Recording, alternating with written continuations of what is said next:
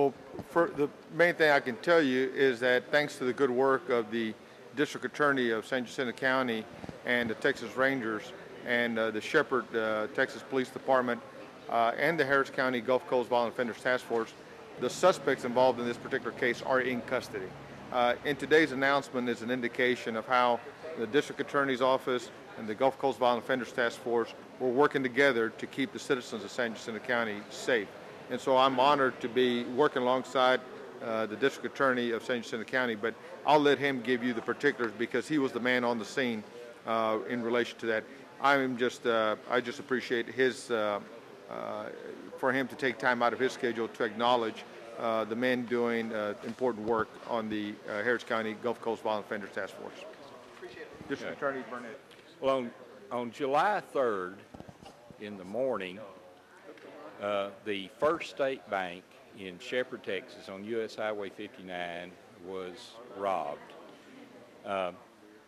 We fairly early on identified a suspect by the name of Kenneth Lloyd Adams, and we began looking for him.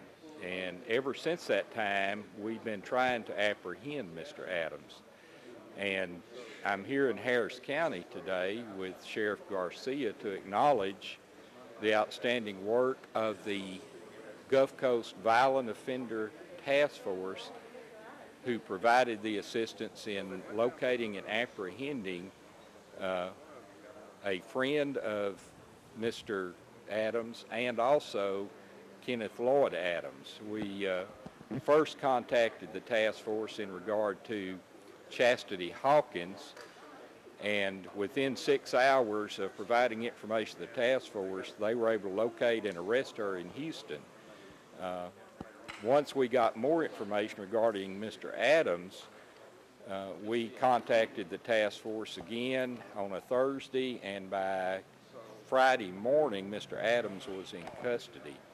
Had it not been for the outstanding work of the Gulf Coast Violent Offender Task Force, we would probably still be looking for that individual. They apprehended him, I believe, at a location off of Daisy Bell, and that's correct. On the day of the robbery, officers had eventually located the vehicle, got behind it, chased it into Cleveland, Texas, where it wrecked out.